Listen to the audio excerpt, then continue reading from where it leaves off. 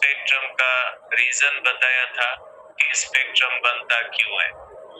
तो बोर की थ्योरी ने ये हमें बताया कि एक्चुअली होता ये है कि एटम के अंदर फिक्स ऑर्बिट्स होते हैं और जब इलेक्ट्रॉन लोअर ऑर्बिट से हायर ऑर्बिट में जाते हैं तो एनर्जी गेन करते हैं, लेकिन वो हायर ऑर्बिट में ज्यादा देर तक नहीं रुक सकते क्योंकि हायर ऑर्बिट जो होता है वो एक्साइटेड स्टेट है।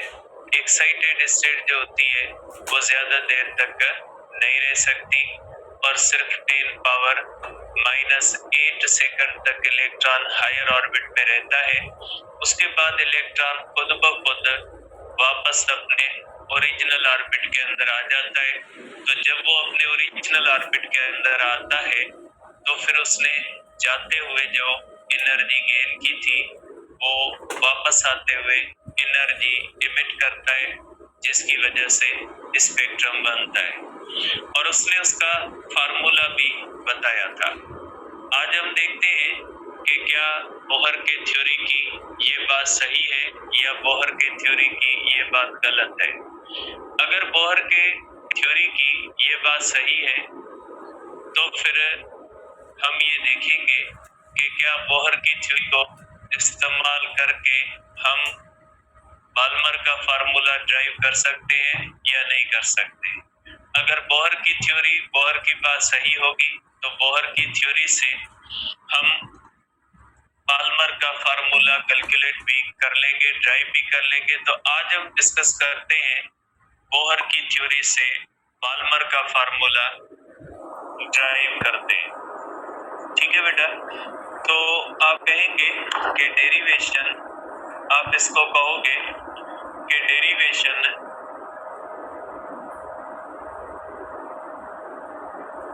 ऑफ बाल्मर्स फार्मूला,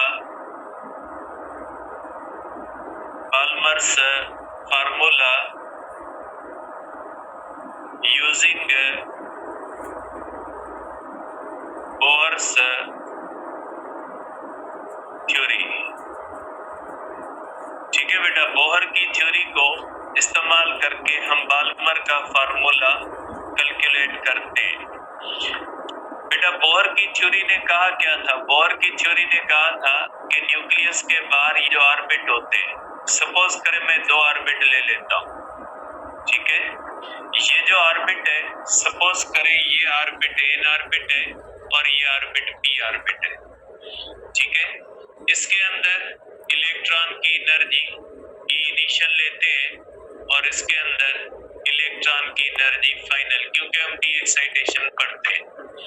तो अकॉर्डिंग टू द बोहर, जब इलेक्ट्रॉन हायर ऑर्बिट से लोअर ऑर्बिट के अंदर फॉल करता है तो ये फोटॉन इमिट करता है, जिसकी एनर्जी होती है EI माइनस EF। ये बुनियादी इक्वेशन है। अकॉर्डिंग टू द बोहर ये जो एनर्जी होती है ये होती है EI माइनस EF।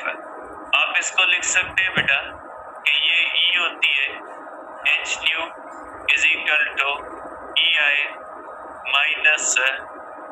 बेटा आप लिख सकते हैं कि इससे निकलने वाले इलेक्ट्रॉन की जो फ्रीक्वेंसी होती है वो होती है EI minus EF upon H, या आप इसको इस तरह भी लिख सकते हैं कि EI माइनस EF अपॉन 2 पाई H कट। ये हो जाएगी इक्वेशन 1। ये कल भी हमने किया था बेटा, क्योंकि आपको पता है बेटा कि H जो होता है H cut is equal to H upon 2 pi होता है। तो यहाँ से आप कर सकते हैं H is equal to H cut into 2 pi, इस तरह भी लिख सकते हैं। इसलिए मैंने H की जगह पे 2 पाई H लिख दिया है।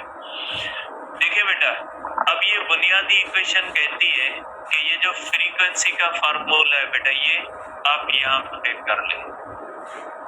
इसको मैं अलग लिख लेता हूँ बेटा कि ये बुनियादी इक्वेशन कौन सी आ गई कि फ्रीक्वेंसी जो होती है, ठीक है, ये फ्रीक्वेंसी हो जाती है EI माइनस EF अपॉन हो जाएगा 2 पाई एच कट, ये आ गई इक्वेशन। इसका मकसद है अगर हम बाल्मर का फार्मूला ड्राइव करने के लिए, बाल्मर के फार्मूले में भी फ्रीक्वेंसी और वेवलेंथ हमें मिलती है, तो अगर वेवलेंथ सेंस के अंदर लिखें तो आप इसको 1/λ इज इक्वल टू सी इस तरह से कर सकते हैं, कोई मसला नहीं, इस तरह लिख सकते हैं, सी उस साइड पे ले जाए। तो बेटा ये हमारे पास फ्रीक्वेंसी का फार्मूला आया। अब अगर इसी फार्मूले से बाल्मर का फार्मूला हम ड्राइव करते हैं, अब बेटा आपको पता है कि अगर हम इस फार्मूले से बाल्मर का फार्मूला कैलकुलेट करेंगे तो हमें एनर्जी के फार्मूले पता होने चाहिए। जब तक हमें एनर्जी का फार्मूला पता नहीं होगा तब तक हम इसके अंदर ये कैलकुलेशन नहीं कर सकते, क्योंकि एनर्जी के फार्मूले रखेंगे तभी फार्मूला बाल्मर का आएगा। अब देखिए बेटा एक बात ध्यान में रखें कि जब कोई भी इलेक्ट्रॉन रिवॉल्व करता है राउंड न्यूक्लियस, तो इलेक्ट्रॉन को रिवॉल्व करवाने वाली जो फोर्स होती है बेटा वो इलेक्ट्रोस्टैटिक फोर्स होती है, क्योंकि न्यूक्लियस पॉजिटिवली चार्ज होता है और न्यूक्लियस के बाहर इलेक्ट्रिक फील्ड होती है, उस इलेक्ट्रिक फील्ड के अंदर इलेक्ट्रॉन रिवॉल्व कर रहा होता है। तो आप कह सकते हैं कि ये जो इलेक्ट्रॉन रिवॉल्व कर रहा होता है न्यूक्लियस के बाहर, इसको सेंट्रीपिटल फोर्स जो प्रोवाइड कर रहा है वो न्यूक्लियस की अट्रैक्टिव फोर्स प्रोवाइड कर रही है। तो बात क्या बनेगी यहाँ पे कि centripetal force is provided by electrostatic force. क्या आप ये कह सकते हैं बेटा कि यहाँ पे जो इलेक्ट्रॉन इस तरह से रिवॉल्व करता है ये पॉजिटिव है बेटा, ये जो इलेक्ट्रॉन इस तरह से रिवॉल्व करता है राउंड न्यूक्लियस, इसको जो सेंट्रीपिटल फोर्स आती है न्यूक्लियस के बाहर वो कौन सी फोर्स होती है बेटा? सेंट्रीपिटल फोर्स होती है इलेक्ट्रोस्टैटिक फोर्स बेटा, ठीक है। तो आपको पता है बेटा कि यहाँ पे आप इसको कह सकते हैं कि ये इक्वेशन 2 है बेटा। अब आप कर ले, सेंट्रीपिटल फोर्स होती है बेटा mv²/r और इलेक्ट्रोस्टैटिक फोर्स होती है बेटा, यहाँ पे चार्जेस है, Q1 है बेटा प्रोटॉन और Q2 यहाँ पे इलेक्ट्रॉन है, क्योंकि हाइड्रोजन के अंदर 2 ही चार्जेस होती है बेटा, न्यूक्लियस के अंदर एक प्रोटॉन होता है और एक इलेक्ट्रॉन होता है बेटा। ये हो जाएगा बेटा कि Q1 Q2/r²। बेटा दोनों चार्जेस के दरमियान डिस्टेंस रेडियस के बराबर है, एक गया एक पे बेटा, तो ये हो जाएगा आपके पास mv² इज इक्वल टू बेटा के E/r। बेटा कूलम्स लॉ के अंदर चार्ज की सिंबल इस्तेमाल नहीं की जाती, सिंबल इस्तेमाल उस चीज के अंदर की जाती है जो स्केलर क्वांटिटी हो, कूलम्स फोर्स वेक्टर क्वांटिटी है। तो बेटा यहाँ से आ जाएगा mv² is equal to ke²/r बेटा। तो आप यहाँ से कर सकते हैं बेटा v² इज इक्वल टू बेटा ke²/m × r, ये हो जाएगी इक्वेशन बेटा 3। कि इलेक्ट्रॉन बेटा जो रिवॉल्व कर रहा होता है राउंड न्यूक्लियस, उसकी वेलोसिटी का ये फार्मूला आ गया, ठीक है। तो यहाँ पे 2 चीजें आती है इस डिस्कशन के अंदर। पहली बात कि सेंट्रीपिटल फोर्स कौन प्रोवाइड करता है? सेंट्रीपिटल फोर्स जो होता है वो इलेक्ट्रोस्टैटिक फोर्स प्रोवाइड करती है, और किसी भी ऑर्बिट के अंदर जो वेलोसिटी है उसका फार्मूला क्या होता है? वेलोसिटी का फार्मूला है v² is equal to ke²/m/r। अब दूसरी बात बेटा, जब कोई भी इलेक्ट्रॉन न्यूक्लियस के बाहर रिवॉल्व करता है उसके पास टोटल एनर्जी कितनी होती है? बेटा उसके पास 2 एनर्जीज होती है, एक तो वो रिवॉल्व कर रहा होता है मोशन की वजह से काइनेटिक एनर्जी, एक तो वो इलेक्ट्रिक फील्ड के अंदर है। और कोई भी चार्ज जब इलेक्ट्रिक फील्ड के अंदर होती है तो उसके पास पोटेंशियल एनर्जी होती है, क्योंकि इलेक्ट्रिक फील्ड कंजर्वेटिव फील्ड है। जैसे कोई भी ऑब्जेक्ट ग्रेविटेशनल फील्ड के अंदर होता है तो उसके पास पोटेंशियल एनर्जी होती है। जमीन से सम हाइट पे कोई भी ऑब्जेक्ट होता है, इवन हम जो सरफेस ऑफ अर्थ पे होते हैं, according to the absolute potential energy हमारे पास भी एनर्जी होती है पोटेंशियल, क्योंकि हम ग्रेविटेशनल फील्ड के अंदर मौजूद है। मून रिवॉल्व कर रहे हैं around earth due to the gravitational field, तो आप कहोगे मून के अंदर भी पोटेंशियल एनर्जी होती है। अर्थ रिवॉल्व कर रही है around sun due to the gravity of the sun in the gravitational field of the sun, आप कहोगे अर्थ के अंदर भी पोटेंशियल एनर्जी है due to the gravitational pull of sun. तो आप कह सकते हैं बेटा कि कोई भी बॉडी जो इस तरह से कंजर्वेटिव फील्ड के अंदर होगी तो उस बॉडी के अंदर पोटेंशियल एनर्जी होगी। अब हम देखते हैं कि जो इलेक्ट्रॉन होता है उसके पास टोटल एनर्जी कितनी होती है बेटा। इलेक्ट्रॉन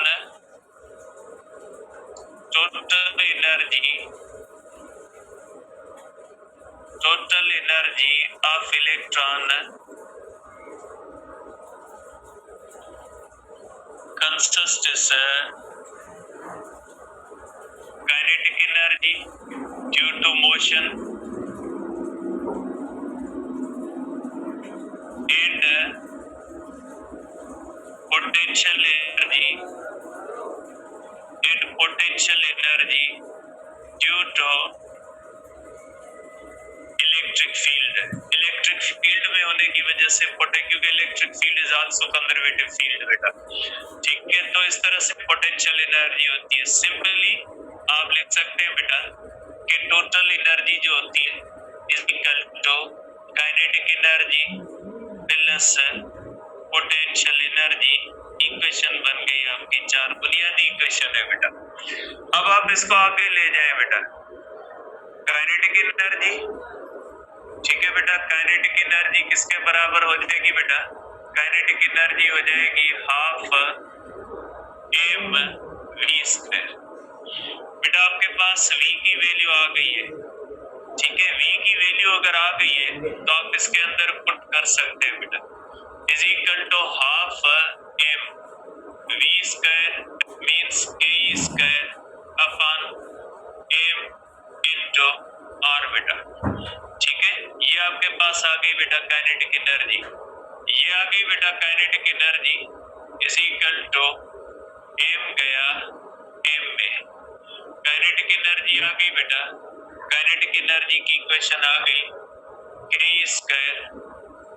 अपॉन 2r बेटा, ये आपके पास आ गई इक्वेशन बेटा काइनेटिक एनर्जी की। इक्वेशन के काइनेटिक एनर्जी कितनी होती है बेटा, ठीक है। ये आपको बेटा बात बताती है कि जैसे जैसे रेडियस बढ़ेगा काइनेटिक एनर्जी जो होगी बेटा वो कम होगी, ठीक है, क्योंकि रेडियस से इनवर्स रिलेशन है काइनेटिक एनर्जी का। तो ये हो जाएगी kinetic energy is equal to ke² upon 2r। अब हम करते हैं बेटा कि पोटेंशियल एनर्जी कितनी होती है बेटा। पोटेंशियल एनर्जी को यहाँ पे V कहते हैं, क्योंकि इलेक्ट्रिक पोटेंशियल एनर्जी वैसे कहते तो नहीं है, पता नहीं इसने क्यों बुक के अंदर लिखा है, तो मैं भी लिख लेता हूँ, लेकिन नहीं लिखता खामखा ये पोटेंशियल की सिंबल। ये हो जाएगा पोटेंशियल एनर्जी बेटा। अब पोटेंशियल एनर्जी कितनी होती है बेटा? पोटेंशियल एनर्जी का फार्मूला होता है kq1 q2 अपॉन r बेटा, ये इस तरह से हो जाएगा। अब बेटा यहाँ पे आप कर सकते हैं कि Q1 बेटा प्लस E और माइनस E। अब आपके माइंड में आ रहा होगा कि मैंने यहाँ पे तो प्लस माइनस नहीं लिखा, मैंने यहाँ पे प्लस माइनस क्यों लिखा है बेटा? यहाँ पे मैंने कैलकुलेट किया इलेक्ट्रोस्टैटिक फोर्स, और इलेक्ट्रोस्टैटिक फोर्स वेक्टर क्वांटिटी होती है।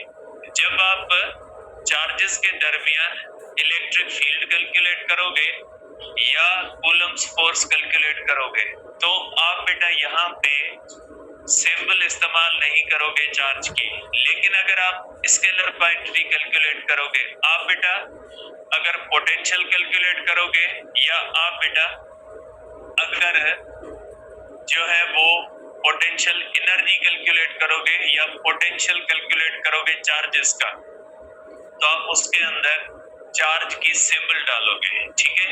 तो इसलिए मैंने चार्ज की सिंबल डाली, क्योंकि एक प्रोटॉन होता है पॉजिटिव चार्ज, एक इलेक्ट्रॉन नेगेटिव चार्ज। तो पोटेंशियल एनर्जी जो हो जाएगी बेटा, ये हो जाएगी माइनस k² अपॉन r। बेटा ये आ गया आपके पास पोटेंशियल एनर्जी का फार्मूला, कि पोटेंशियल एनर्जी जो होती है वो किसके बराबर होती है बेटा। मींस पोटेंशियल एनर्जी बढ़ेगी बेटा, क्योंकि नेगेटिव साइन है, नेगेटिव साइन है, इसका मकसद है पोटेंशियल एनर्जी बढ़ेगी। मैं इसको लिख लेता हूं बेटा यहाँ पे, कि kinetic energy is inversely proportional to r, therefore as r increases kinetic energy decreases, ठीक है।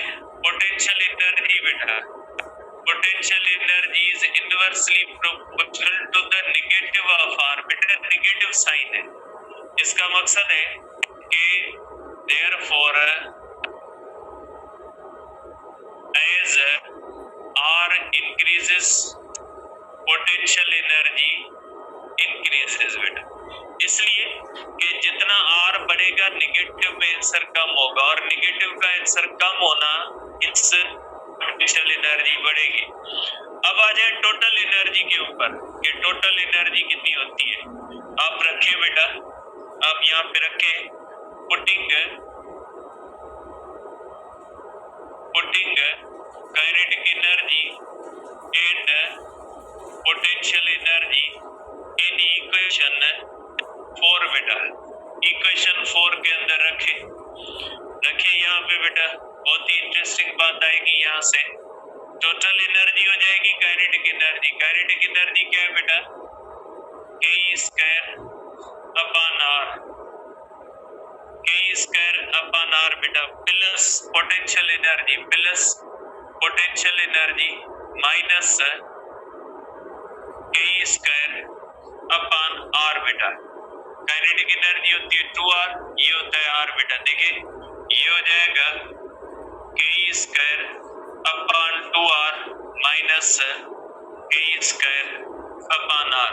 टोटल एनर्जी कितनी आ जाएगी बेटा, टोटल एनर्जी आ जाएगी माइनस k² अपॉन 2r बेटा। एलसीएम होगी बेटा 2r, एलसीएम करके आप कैलकुलेट करोगे तो आ जाएगी माइनस k² अपॉन 2r बेटा।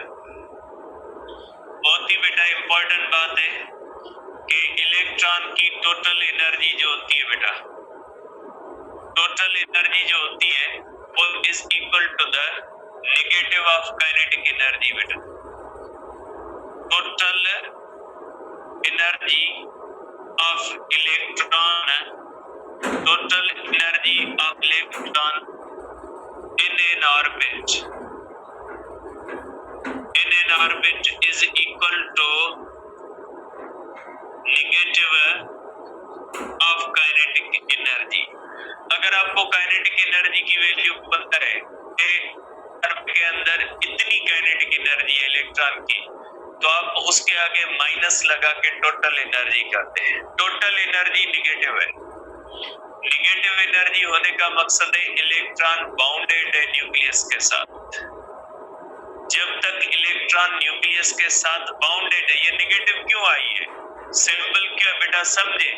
कुछ चीजें ऐसी होती है जो लिखी नहीं जा सकती, आप समझते हो। आप क्या करते हो, क्लास अटेंड करते नहीं हो, पीडीएफ देख के फिर कुछ नहीं, 3 कहाँ से है, 2 कहाँ से है, ये कहाँ से, ये कहाँ से, फ्री कौन बैठा हुआ है कि चैटिंग करके बैठे। तो यहाँ पे फिर क्या करते, ठीक है।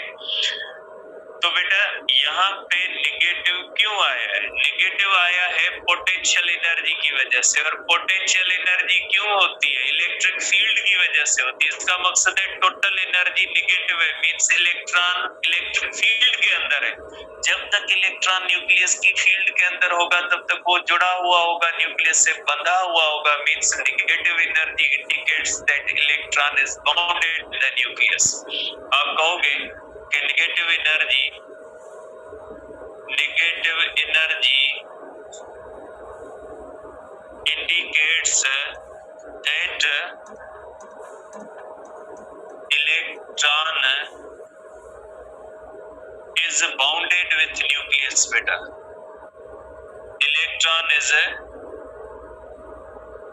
bounded with nucleus. Electron nucleus के साथ बाउंडेड है, क्योंकि जब तक पोटेंशियल एनर्जी होगी तब तक टोटल एनर्जी नेगेटिव। अगर टोटल एनर्जी नेगेटिव है मींस इलेक्ट्रॉन किसी न किसी ऑर्बिट के अंदर है, क्योंकि नेगेटिव साइन कहती है कि इलेक्ट्रॉन के पास पोटेंशियल एनर्जी है। इलेक्ट्रॉन के पास potential energy means electron nucleus की इलेक्ट्रिक फील्ड में मींस वो उस न्यूक्लियस के साथ जुड़ा हो। जब वो फ्री हो जाएगा, न्यूक्लियस से निकल जाएगा, आयोनाइजेशन हो जाएगी, उसकी एनर्जी जीरो हो जाएगी, उसकी एनर्जी पॉजिटिव हो जाए। पॉजिटिव का मकसद है गया, न्यूक्लियस के काम का नहीं रहा, इलेक्ट्रिक फील्ड से निकल गया। तो ये होता है टोटल एनर्जी जो होती है बेटा, टोटल एनर्जी जो होती है वो नेगेटिव होती है।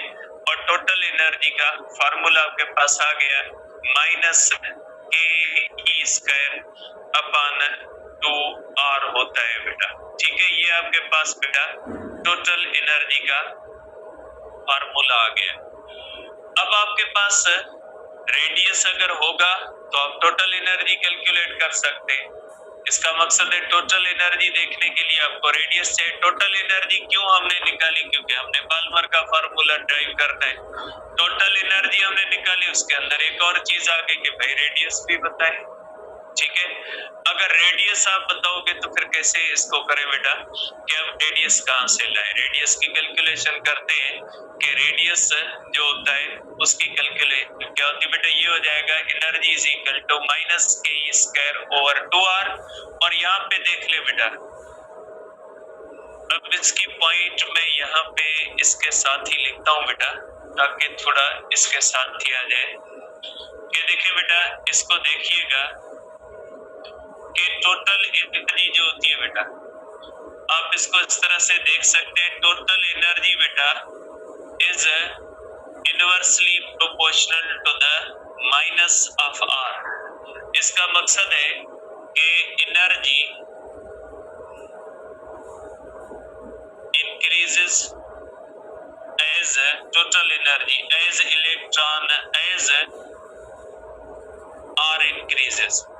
मीन्स जैसे जैसे इलेक्ट्रॉन हायर ऑर्बिट के अंदर जाएगा टोटल एनर्जी इंक्रीज होगी बेटा, क्योंकि नेगेटिव से जैसे जैसे रेडियस बढ़ेगा नेगेटिव के अंदर आंसर कम होगा तो टोटल एनर्जी जो होगी वो बढ़ेगी बेटा।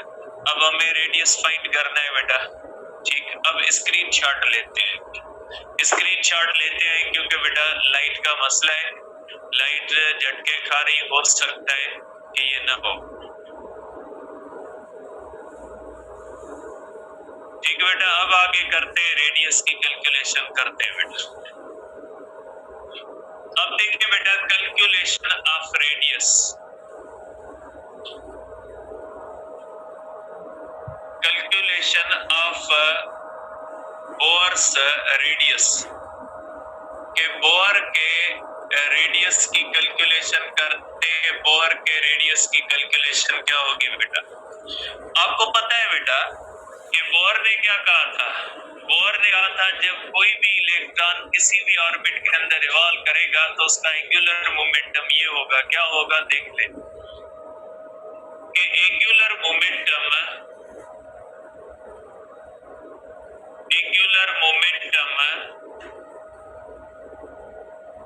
Of electron in any orbit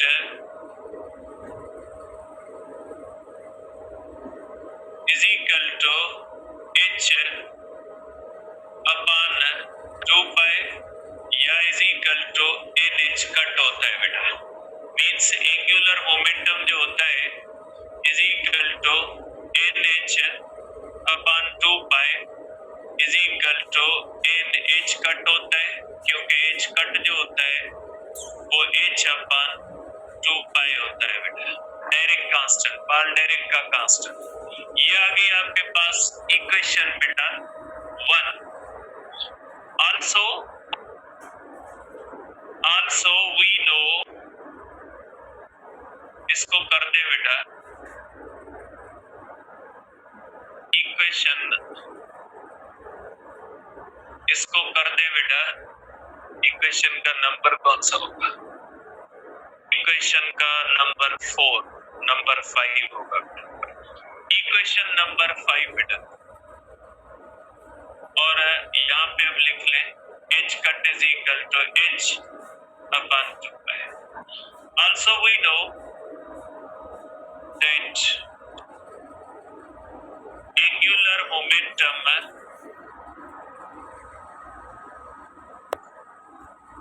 of a revolving object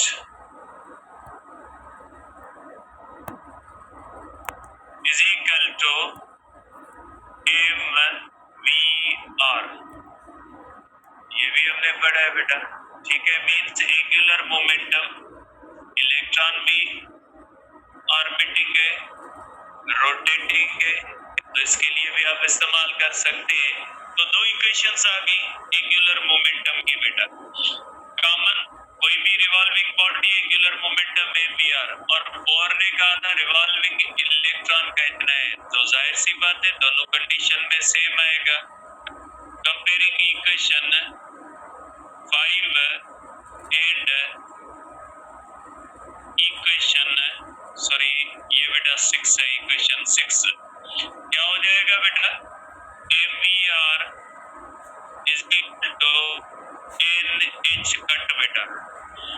अब मैं स्क्वायरिंग बोथ साइड्स करता हूँ, स्क्वायरिंग बोथ साइड्स। अब पूछोगे स्क्वायरिंग क्यों किया है बेटा? स्क्वायरिंग या ये जो प्रोसेस होते हैं एड सब्ट्रैक्ट, ये दिमाग करता है आपका कि आपने आगे क्या करना है। देखिए आपके पास स्क्वायर की वैल्यू मौजूद है, तो आप यहाँ पे वेलोसिटी का स्क्वायर करने के लिए यहाँ पे करोगे तो होगा m square v square r square N square h cut square. ठीक, यहाँ से आप करोगे बेटा v square is equal to n square h cut square upon m square r square. ये आपकी आ गई इक्वेशन 7। वेलोसिटी स्क्वायर की इक्वेशन आ गई। आपने वेलोसिटी स्क्वायर की इक्वेशन पहले भी पढ़ी है। ये वेलोसिटी स्क्वायर की इक्वेशन 3 है। ये कहती है वेलोसिटी इतनी है इलेक्ट्रॉन की, ये इक्वेशन कहती है कि वेलोसिटी की वेलोसिटी ये, ठीक है। अब देखिए इसका मतलब क्या हुआ, कंपेयरिंग इक्वेशन 3 एंड इक्वेशन 7, दोनों को करें कंपेयर। इक्वेशन 3 क्या कहती है? वेलोसिटी स्क्वायर है k square upon m into r, और ये इक्वेशन क्या कहती है? N square h cut square m square r square, r गया आर में, एम गया एम में, k square is equal to n square h cut square upon m into r. By cross multiplication r is equal to n square h cut square upon m into k square. ठीक, ये आ गया आपके पास radius का formula, but k होता है 1/4 pi epsilon nought. Radius का फार्मूला आ गया, nth रेडियस का फार्मूला आ गया is equal to n square h cut square upon m 1/4 pi epsilon nought e square. तो रेडियस, nth रेडियस का फार्मूला आ गया, किसी भी रेडियस का इज इक्वल टू ऊपर चला जाएगा 4 pi epsilon nought h cut square N square upon m e square. ठीक है, आप इस तरह से कर सकते हैं। ये रेडियस फार्मूला आ गया, आप इसको इस तरह से लिख सकते हैं बेटा।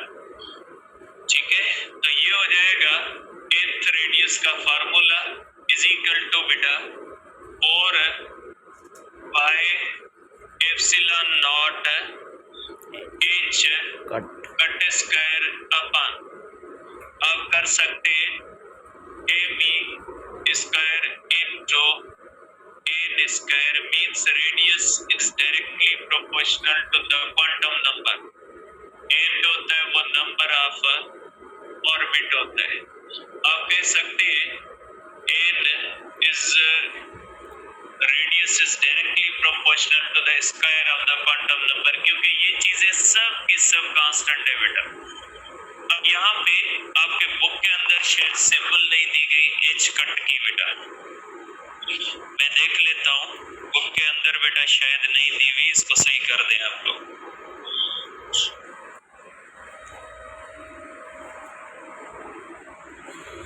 बेटा ये जो इक्वेशन है पेज नंबर 278 पे इक्वेशन 18.10 बेटा, पेज नंबर 278 पे जो इक्वेशन है इसके अंदर खाली h स्क्वायर है, इसको h कट स्क्वायर कर दें बेटा, ये मिस्टेक है इसके अंदर। तो ये आ गया आपके पास बेटा फार्मूला रेडियस का। अब अगर आप फर्स्ट ऑर्बिट के लिए r1 इज इक्वल टू बेटा 4 into 3.14 into epsilon naught 8.85 10 power minus 12 into बेटा h कट होता है बेटा, h कट की वैल्यू मेरे ख्याल में होती है बेटा 1.38 होती है। 6.634 डिवाइड करें बेटा 6.634 1.0 है या something. 6.634 divided by 6.28 6.28 1.055 1.05 10 power minus 34 अपन, और n की वैल्यू 1 हो जाएगी क्योंकि फर्स्ट क्वांटम नंबर है। अपन बेटा mass of electron 9.1 into 10 power minus 31 into 1.6 into 10 power minus 19 whole square. इसको सॉल्व करोगे तो ये 0.53 into 10 power minus 10 मीटर आ जाएगा। और सेकंड ऑर्बिट अगर होगा, सेकंड ऑर्बिट जो होगा वो is equal to r1 into 4 होगा क्योंकि n स्क्वायर है, और r3 जो होगा is equal to r1 into 9, ये रेडियस का बेटा आ गया। ठीक है, तो ये रेडियस के बेटा फार्मूले लिखे हुए, वैल्यूज लिखी हुई है सही है 0.53 है बेटा, नैनोमीटर के अंदर 0.05, ये आ गया रेडियस का फार्मूला। ठीक है, अब इस रेडियस को रखे एनर्जी के फार्मूले के अंदर बेटा, स्क्रीनशॉट ले लीजिएगा। एनर्जी को यहाँ पे रेडियस को रखे एनर्जी के फार्मूले के अंदर बेटा, यहाँ पे ये जो होती है बेटा पुटिंग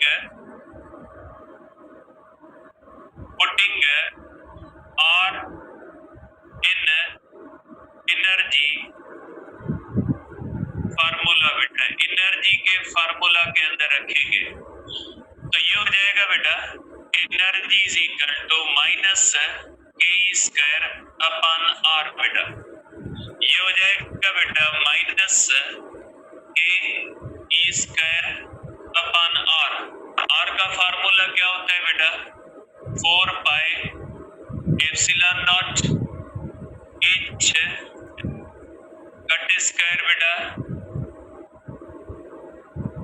इनटू n स्क्वायर बेटा अपन m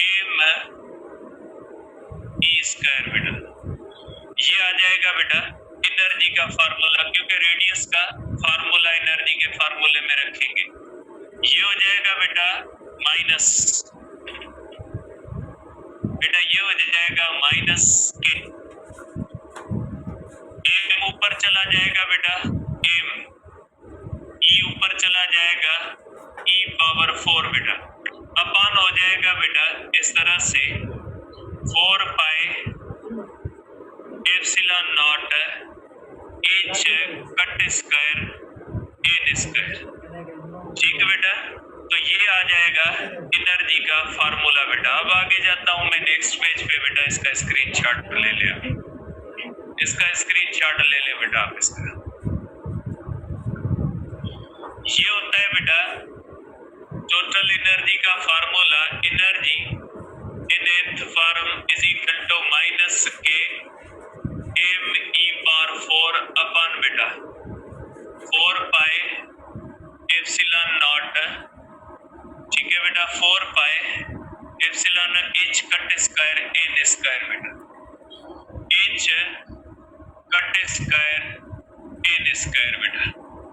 आपको पता है बेटा energy in the nth orbit is equal to minus K होता है बेटा 1/4 pi epsilon not, 4 pi epsilon not बेटा, क्योंकि के होता है 1/4 pi epsilon not, 4 pi epsilon nought M E power 4 H cut square N square. ये हो जाएगा बेटा is equal to minus M E power 4 बेटा, एम ई पावर 4 अपन बेटा 16 pi square epsilon nought square बेटा H cut square N square. ठीक हुआ बेटा, एनर्जी आ गई माइनस एम ई पावर 4 अपन बेटा, इस तरह से। बहुत सारों की हिम्मत जवाब दे गई होगी, लेकिन फार्मूला पूरा करना है बेटा। 16 pi square epsilon nought square h cut square बेटा, ठीक, इनटू 1/n स्क्वायर। ठीक बेटा, ये आ गया एनर्जी का फार्मूला बेटा। और एनर्जी निगेटिव आ गई। मैंने कहा था टोटल एनर्जी क्या होगी, निगेटिव। निगेटिव का मकसद है कि इलेक्ट्रॉन बाउंडेड है। आप कह सकते हैं E is inversely proportional to n square बेटा। Negative means E increases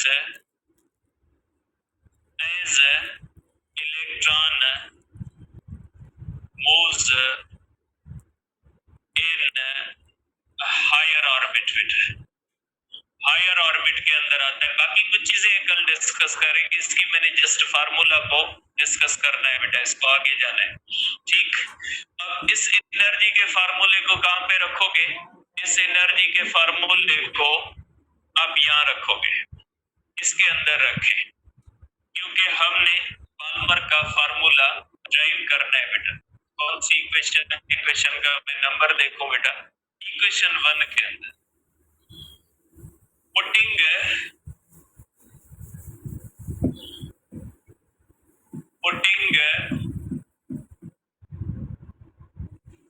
E in equation 1 बेटा, इक्वेशन 1 के अंदर बेटा देखिए बेटा, आपको पता है यहाँ पे दो ऑर्बिट है, energy in P is equal to minus हो जाएगा बेटा एम ई पावर 4 अपन बेटा, ये हो जाएगा 16 pi square epsilon nought square h cut square 1/p square, क्योंकि बेटा इनका मकसद है ऑर्बिट। तो बेटा ये जो ऑर्बिट है, ये जो p ऑर्बिट है बेटा, ये फाइनल ऑर्बिट है, क्योंकि यहाँ पे आप देख सकते हैं बेटा, यहाँ पे ये जो इनिशियल ऑर्बिट है बेटा, इसका इनिशियल ऑर्बिट जो होता है बेटा वो n ऑर्बिट है, और ये जो फाइनल ऑर्बिट है बेटा ये कौन सा है, p ऑर्बिट है। तो p ऑर्बिट की एनर्जी को EP लिखेंगे, आप इसको इस तरह भी लिख सकते हैं, मींस आप इस तरह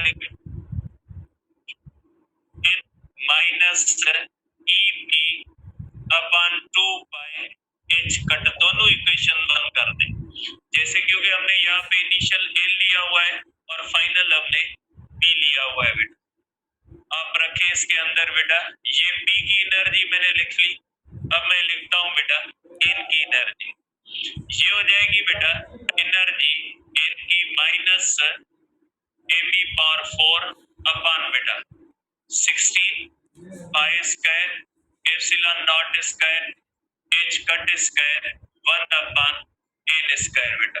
ठीक है, रखे इक्वेशन 1 के अंदर तो बेटा फ्रीक्वेंसी का फार्मूला आ जाएगा इज इक्वल टू बेटा, अब ये फ्रीक्वेंसी का फार्मूला आ जाएगा, फ्रीक्वेंसी का फार्मूला आएगा बेटा ई आई मीन्स ये बेटा E I means minus AB power 4 upon बेटा अपान आ जाएगा हमारे पास 16 pi square epsilon nought square बेटा एच कट स्क्वायर 1 अपान बेटा एन स्क्वायर माइनस बेटा माइनस हो जाएगा आपके पास बेटा ये माइनस फार्मूले का, क्योंकि इक्वेशन 1 का माइनस आ जाएगा बेटा माइनस एबी पावर 4 अपान बेटा 16 पाई स्क्वायर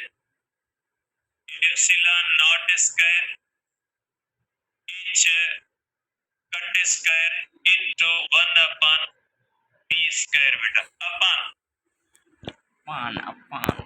अपान हो जाएगा बेटा 2 पाई एच कट, क्योंकि हम फर्स्ट इक्वेशन के अंदर रख रहे हैं, फर्स्ट इक्वेशन के अंदर ये होता है बेटा फ्रीक्वेंसी इज इक्वल टू बेटा यहां से एम ई पावर 4 ये आ जाता है कॉमन बेटा एम ई पावर 4 अपान बेटा ये आ जाता है 16 pi square epsilon nought square into H cut square common दोनों के अंदर, और ये डिवीजन में है, ये इसी तरह आएगा 1 अपान 2 पाई एच कट आएगा बेटा, बाकी क्या बचेगा, बाकी बचेगा 1 upon N square minus into minus 1 upon B square, ये आ गया बेटा। ठीक, अब ये हो जाएगा बेटा,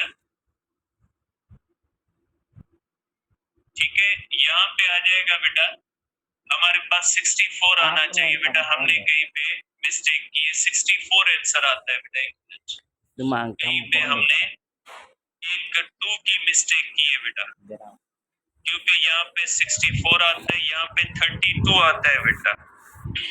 टोटल एनर्जी के अंदर मैंने 2 नहीं लिखा बेटा, टोटल एनर्जी के अंदर 2 नहीं लिखा बेटा, टोटल जो एनर्जी होती है ना बेटा, मैंने यहाँ पे ये जो टोटल एनर्जी का फार्मूला बेटा मैंने ये बनाया रेडियस का, ठीक है, और रेडियस से ये जो मैंने 2 नहीं लगाया बेटा, यहाँ पे मेरी मिस्टेक है बेटा, ठीक है, और यहाँ पे अगर 2 लिखेंगे बेटा तो यहाँ पे हो जाएगा 2 इंटू करेंगे बेटा, ये हो जाएगा 2 इंटू करेंगे इस तरह से बेटा, तो यहाँ पे 2 की मिस्टेक है बेटा, ठीक है, तो ये हो जाएगा बेटा 2 इंटू करेंगे तो ये हो जाएगा बेटा 2 इंटू, और यहाँ पे हो जाएगा बेटा ये होगा 32 बेटा, यहाँ पे आएगा 32 बेटा, यहाँ पे 32 आएगा और यहाँ पे भी बेटा 32 आएगा, ये मेरी मिस्टेक है बेटा, ये आ जाएगा 32 बेटा, यहाँ पे वैल्यू 32 आएगी बेटा, और अगर यहाँ पे 32 आएगी बेटा तो यहाँ सब के अंदर 32 आएगी बेटा, ठीक है, यहाँ पे सब के अंदर जो आएगी ये 32 आएगी बेटा, ये आ जाएगा बेटा 32, ये आ जाएगा 32, क्योंकि मैंने 2 मिसिंग किया था बेटा, टोटल एनर्जी के अंदर 32 आएगा बेटा, ठीक है। अब ये आएगी फ्रीक्वेंसी की बेटा इक्वेशन इज इक्वल टू बेटा आ जाएगा एम ई पावर 4 अपान 64 बेटा, 32 इंटू 64, ठीक है बेटा, पाई क्यूब, ये पाई क्यूब होगा, एप्सिलॉन स्क्वायर ही रहेगा into H cut into H, ये क्यूब हो जाएगा बेटा, इनटू हो जाएगा 1 अपान बी अपान एन स्क्वायर। ठीक है, अब आपका फार्मूला आ गया बेटा। अब फार्मूला क्या आ गया बेटा कि फ्रीक्वेंसी इज इक्वल टू, ये आ जाएगा बेटा कांस्टेंट, सब कांस्टेंट है, ए बी पावर 4 सब के सब देखिए कांस्टेंट है। इसको हम कहते हैं are infinity 1 upon B square minus 1 upon N square. और आर इंफिनिटी जो होता है ये अप्रोक्सीमेटली होता है रेबस कांस्टेंट के। तो यहाँ पे ये जो है बेटा हमारे पास बाल्मर का फार्मूला ड्राइव हो गया बेटा। ये आपके पास आ गया बेटा, बाल्मर का फार्मूला ड्राइव हो गया। और कहाँ से ड्राइव हुआ बेटा? बोहर की थ्योरी से ड्राइव हो गया बेटा। मैं चेक कर लेता हूँ कि कोई मिस्टेक तो नहीं है अभी भी बेटा। इसके अंदर भी बुक के अंदर मिस्टेक है 280 पेज के ऊपर बेटा। और 280 पेज के ऊपर जो है बेटा आप देखोगे कि ए बी पावर 4 इक्वेशन 18.13 के अंदर खाली एच लिखा हुआ है, ये भी एच कट है बेटा। और यहाँ पे ये लिख लीजिएगा बेटा आर इन्फिनिटी जो होता है इसकी वैल्यू किसके बराबर है? ए बी पावर 4 अपान बेटा 64 पाई cube epsilon nought square h cut cube बेटा। और इसको अगर वैल्यूज रख के कैलकुलेट करोगे बेटा तो इसकी वैल्यू बेटा लिखी हुई है 1.097 इंटू 10⁻7 पर मीटर है बेटा इसकी। और रेबस कांस्टेंट की वैल्यू है बेटा इज इक्वल टू 1.096 इंटू 10⁻7 पर मीटर बेटा। तो इसका मतलब है कि इसके कांस्टेंट की अप्रोक्सीमेटली रेबर के बराबर आ जाती है। मीन्स आप कह सकते हैं कि बोहर के फार्मूले ने सक्सेसफुली बाल्मर की इक्वेशन को कैलकुलेट भी कर लिया। अब बाकी बहुत सारी चीजें रहती है, कल डिस्कस करेंगे। फार्मूला कंप्लीट हो गया, फार्मूले के ऊपर डिस्कशन इंशाल्लाह कल करेंगे बेटा।